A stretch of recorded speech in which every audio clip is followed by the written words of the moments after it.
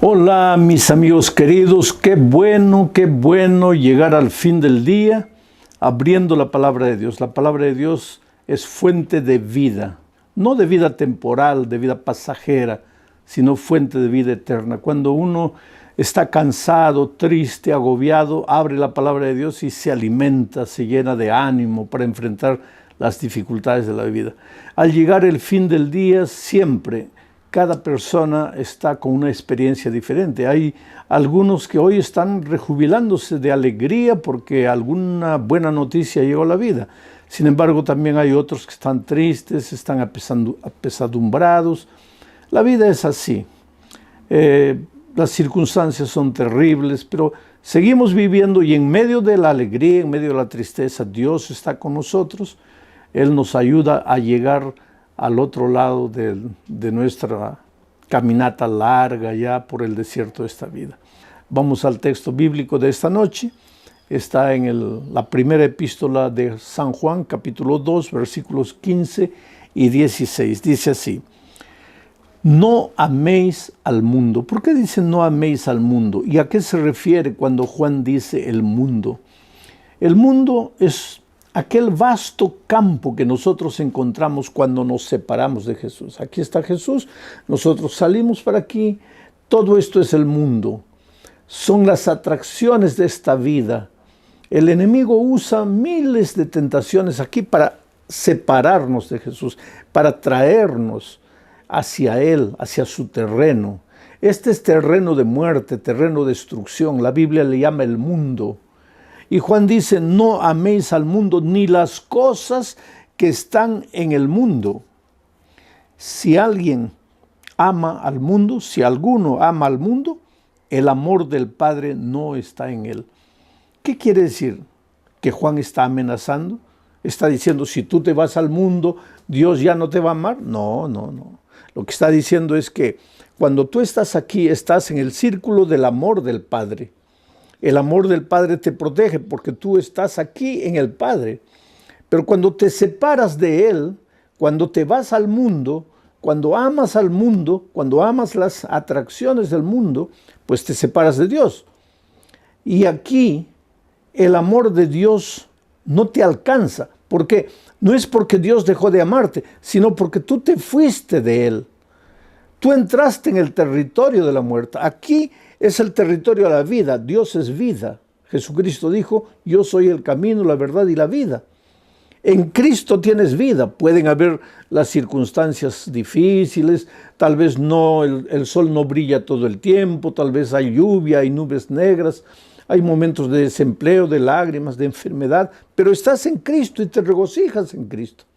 Pero cuando te separas de Él, pues entras al territorio de la muerte. La Biblia le llama el mundo. Aquí en el mundo hay dolor, hay la aflicción y estás separado del amor de Dios. Dios no deja de amarte. Somos los hombres que nos separamos del amor de Dios. Sigo leyendo. No améis al mundo ni las cosas que están en el mundo. Si alguno ama al mundo, el amor del Padre no está en él. Porque todo lo que hay en el mundo aquí, ¿y qué es lo que hay en el mundo? Los deseos de la carne, los deseos de los ojos y la vanagloria de la vida no proviene del Padre, sino del mundo. La vanagloria de la vida, el orgullo, la soberbia, el querer escalar, luchar, pisar a los otros para ser el primero, la vanagloria de la vida. ¿De dónde viene la palabra vanagloria? Gloria vana, que no sirve, no tiene valor. ¿Cuántas veces he conocido jóvenes que querían ser artistas famosos, cantantes famosos, gente famosa? ¿Y por qué quieres ser tan famoso? Para ganar dinero. Y algunos inclusive llegan a escalar, pisan sus principios, pisan los valores, se olvidan de todo lo que habían aprendido cuando eran niños, que sus padres les enseñaron. Se olvidan de todo para conseguir la gloria, pero la vanagloria. Por eso en el mundo está la vanagloria. Y Juan dice, no améis la vanagloria del mundo. No améis los deseos de la carne, los deseos de los ojos. Oh, querido, los ojos son traicioneros. No todo lo que es bonito, no todo lo que brilla y reluce es oro. a veces es fuego que te quema, que te destruye. Yo conozco en la Biblia la historia de Sansón, un joven valoroso, un joven que nació con un plan extraordinario para su vida, porque ya te voy diciendo que nadie viene a este mundo por casualidad. Tú no eres fruto del acaso, tú no naciste porque un día tu padre, tu madre tuvieron una noche de amor. No, Dios tenía un plan para ti desde el vientre de tu madre.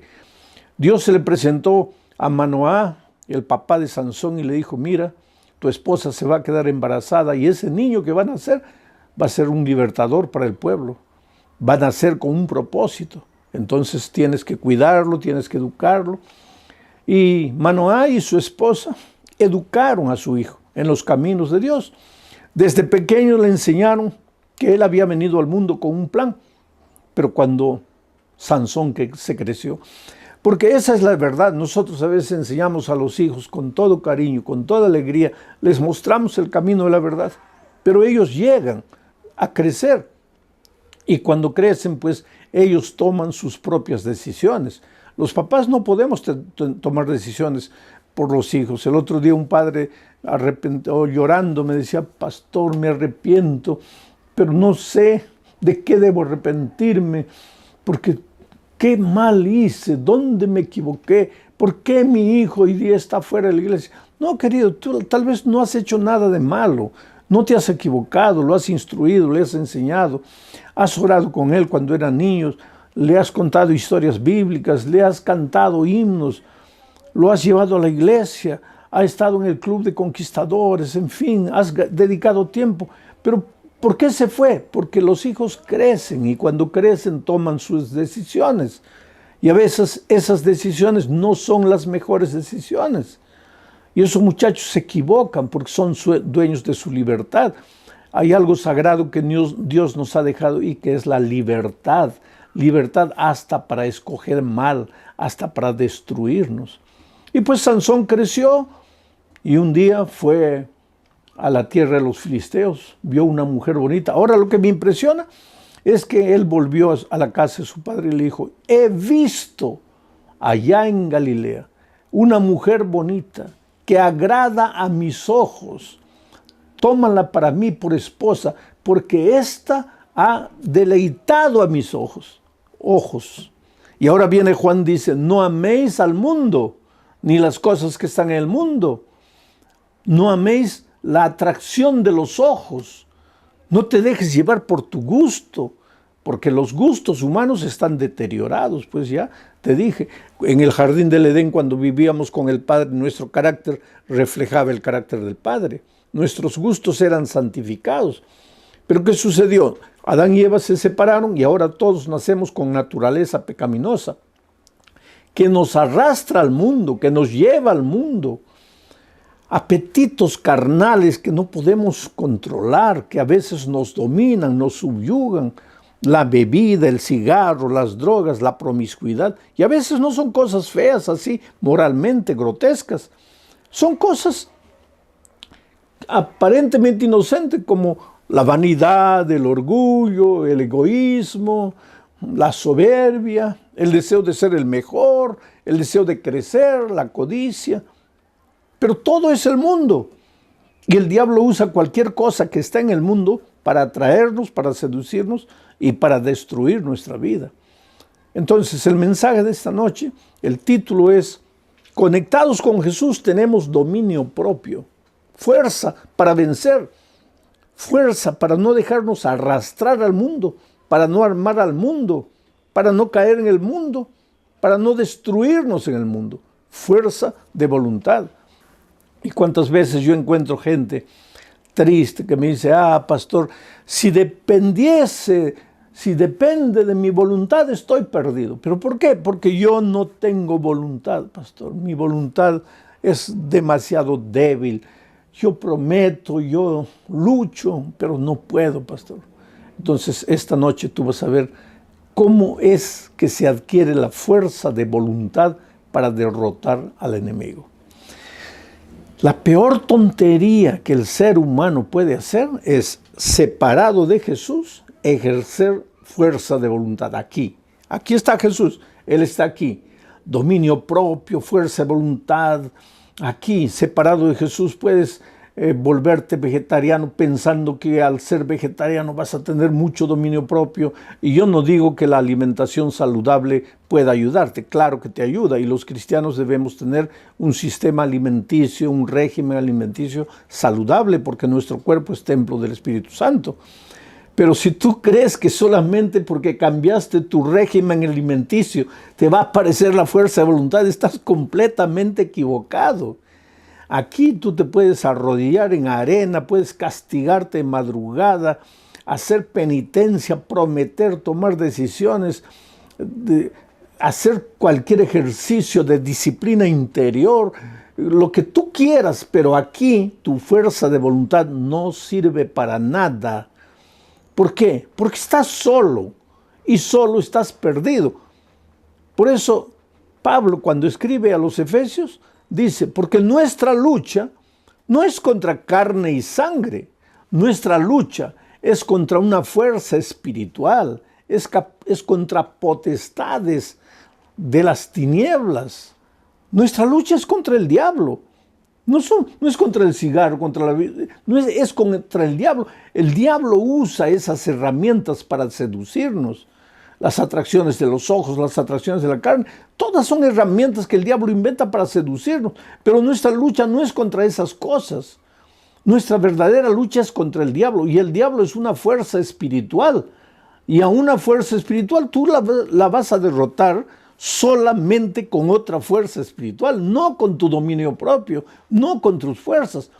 Pero pastor, el cristiano no tiene que tener dominio propio. Vas a tener, pero ahora te voy a explicar.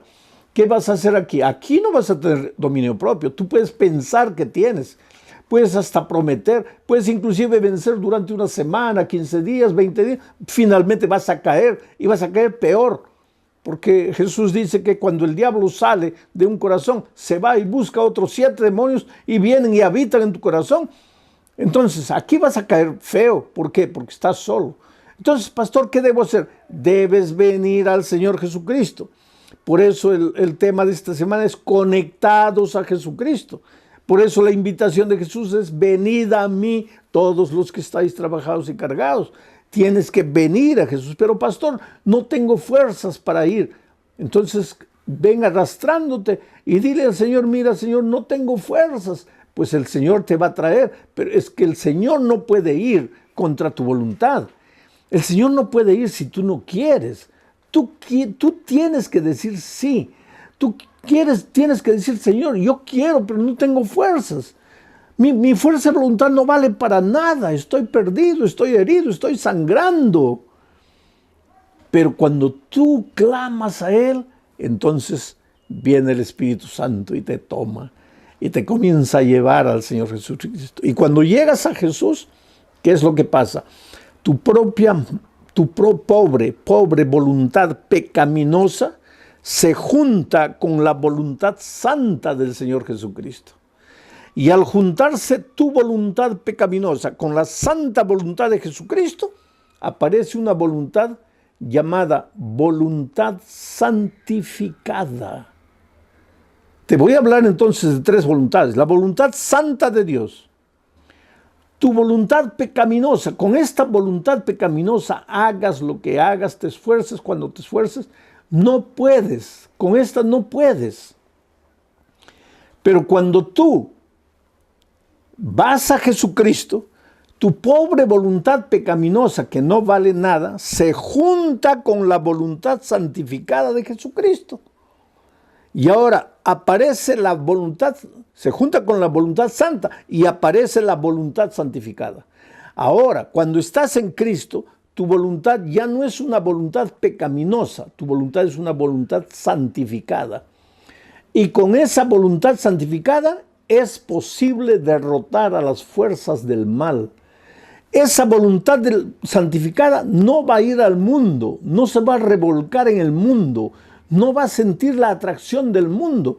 Pero para que tu voluntad sea santificada, tienes que estar en Cristo, tienes que estar conectado a Jesús.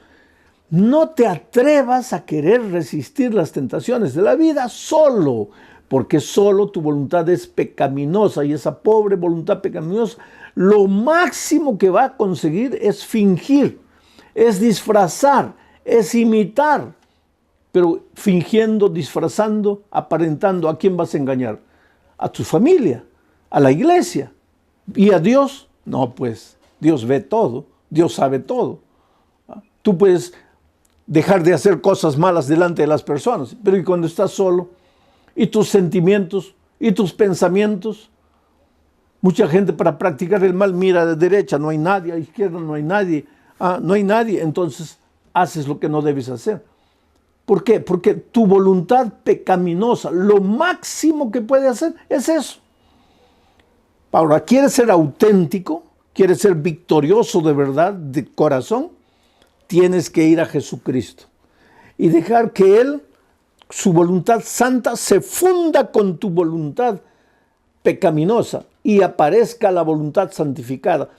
Eso es lo que Pablo dice en Gálatas 2, 20 y 21. Ya no vivo yo, Cristo vive en mí. Ahora, ¿cómo?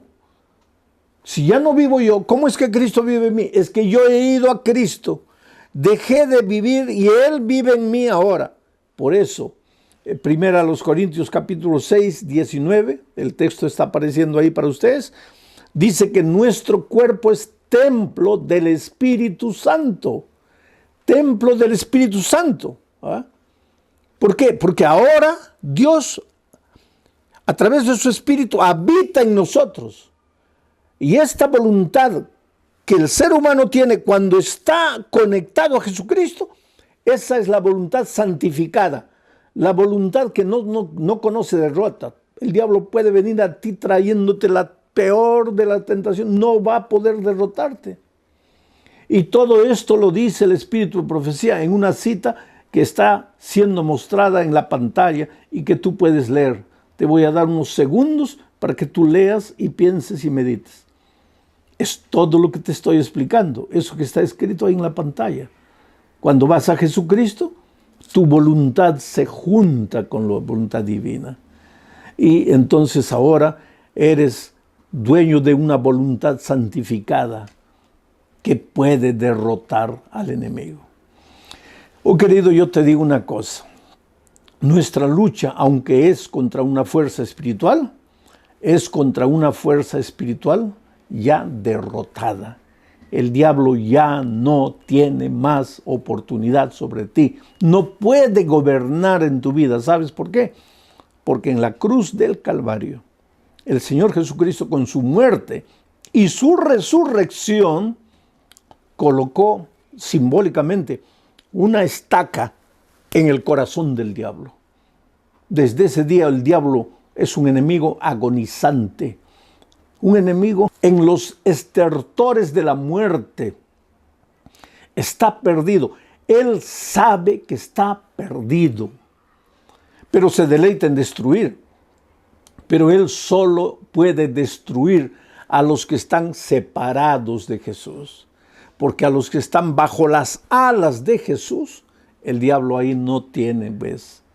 Puede hacer lo que quiera para derrotarte, no puede. Nuestro enemigo es un enemigo vencido, un enemigo derrotado. Entonces yo te hago una pregunta.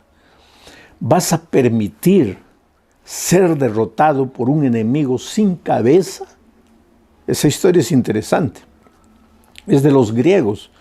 Dicen que en la batalla de los griegos, un soldado perdió la cabeza porque el enemigo vino y le cortó la cabeza.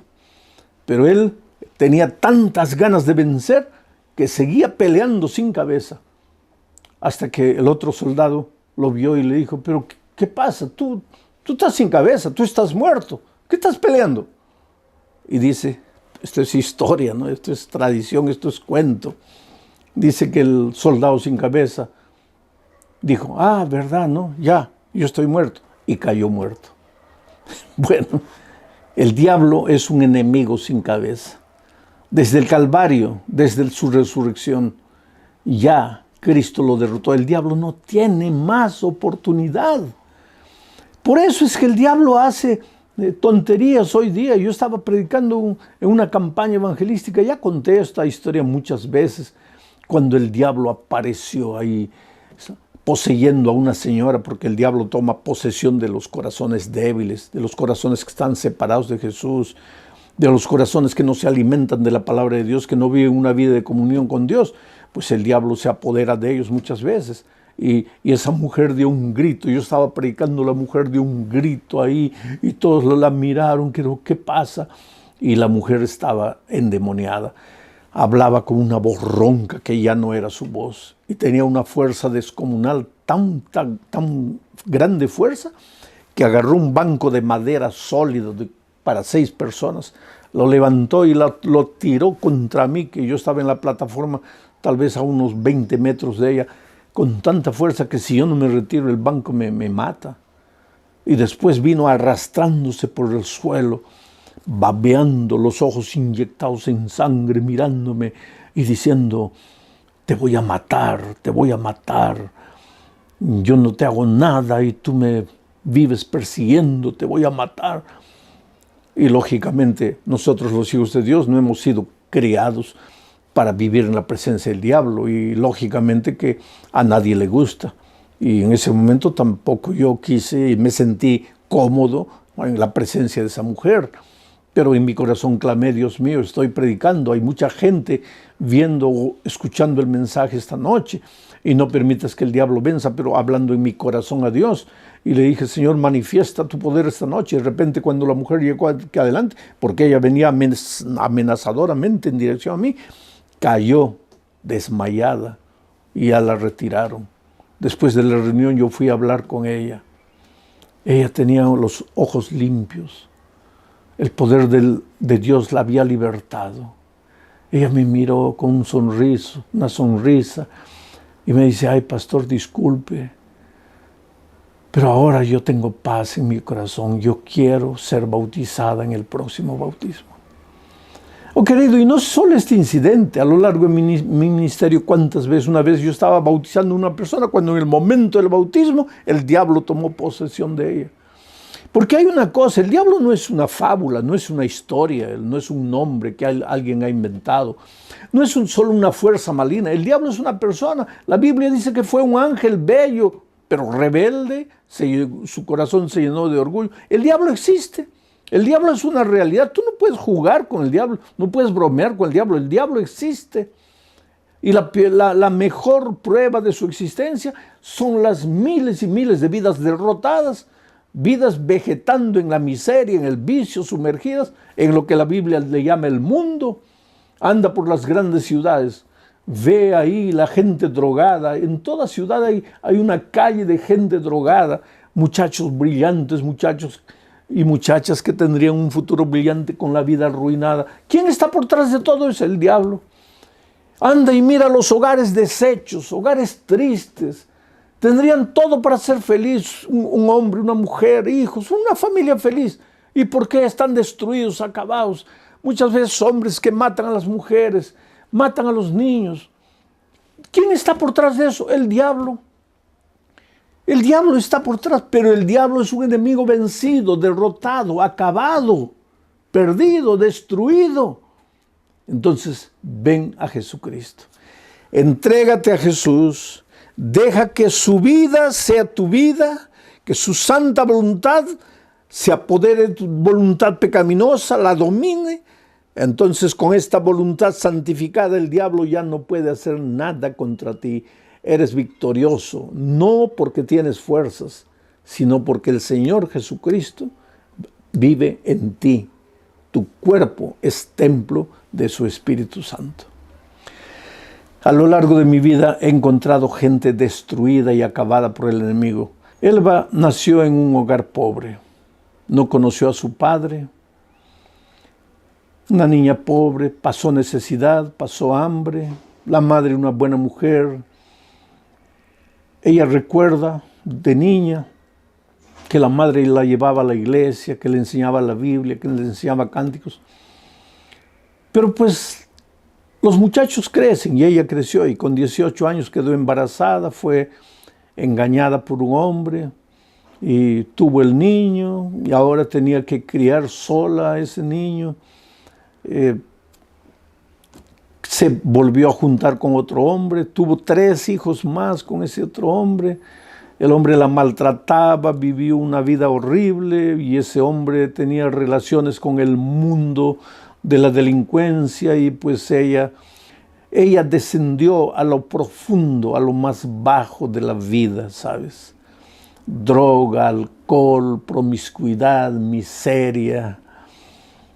Pero el amor de madre es el amor de madre. Tú puedes descender bajo en el mundo del pecado, pero tú jamás olvidas a los hijos. Y ella luchó para alimentar a sus hijos, para cuidar de sus hijos. En el último embarazo que tuvo, ella estuvo a punto de morir. Estaban sus 4 hijos. Uno de ellos con epilepsia. Además cuidaba a una hermanita parapléjica. Ella era la única responsable.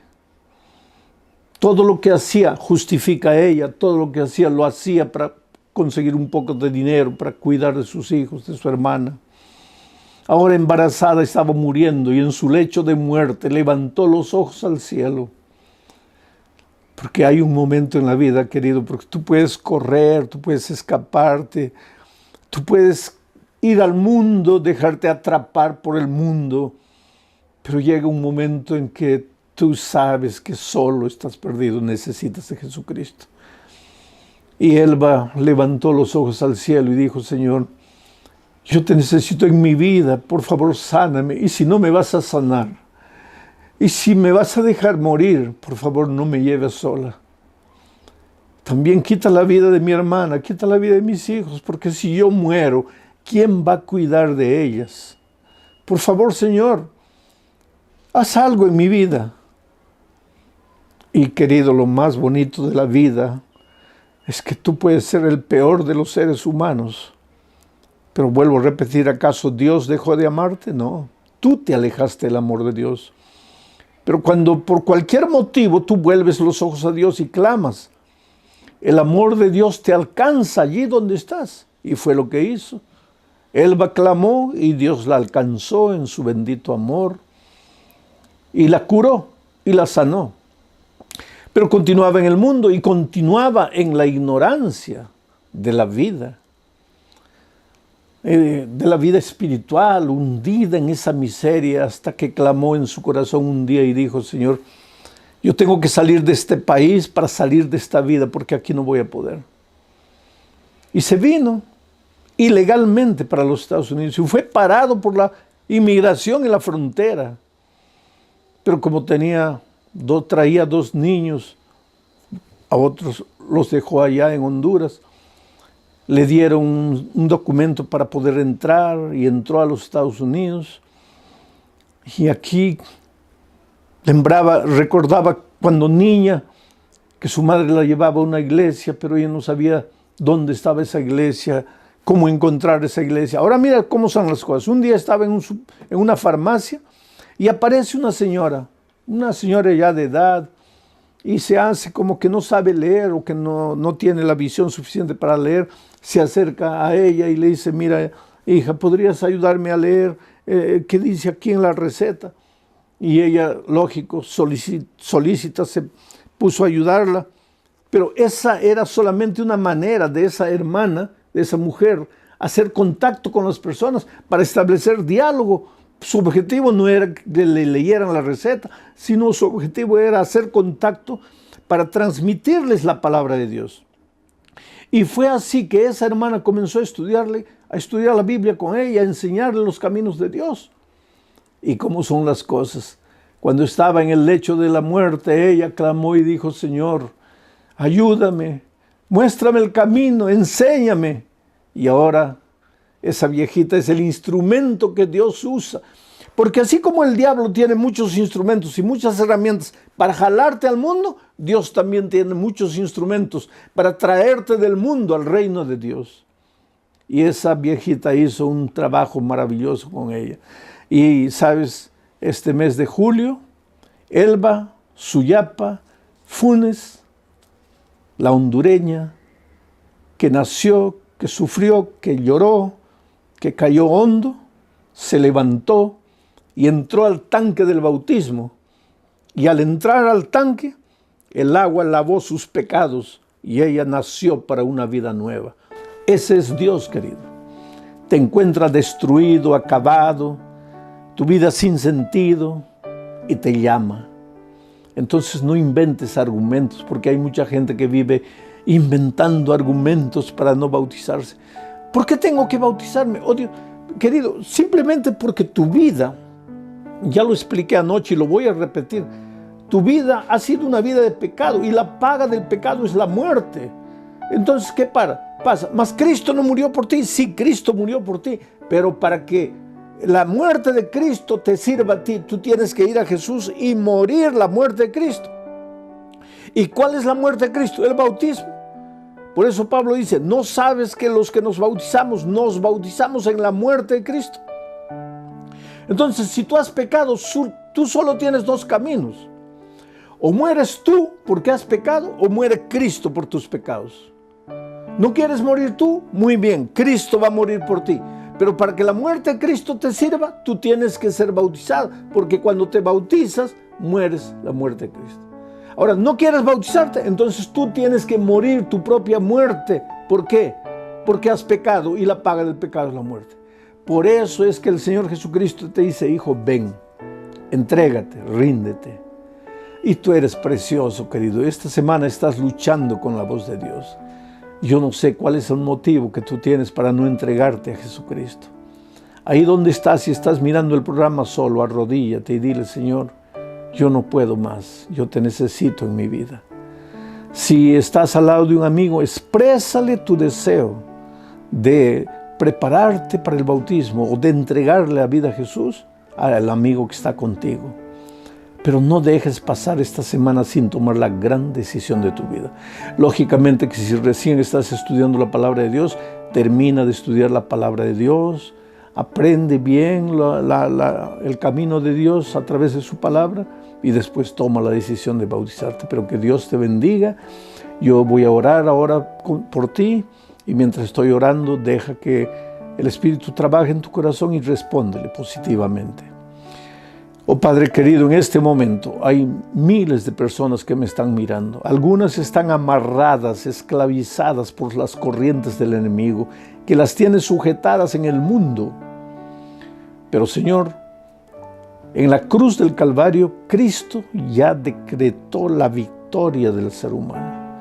Al resucitar al tercer día y vencer la muerte, Él colocó la estaca mortal en el corazón del diablo. Por lo tanto, aunque nuestra lucha no es contra sangre y carne, sino contra una fuerza espiritual, pero es contra una fuerza espiritual derrotada, perdida, acabada. El diablo no tiene más derecho de someternos, el diablo no tiene más derecho de arruinar nuestra vida. Por lo tanto, Señor, en el nombre de Jesucristo, en este momento, yo reprendo al enemigo para que desaparezca de la vida de todas las personas que con sinceridad te buscan, que con sinceridad se entregan a ti. Libértala, Señor, rompe las cadenas de esclavitud. Que esta noche sea una noche que ellos entonen un cántico de victoria en el nombre de Jesucristo. Amén.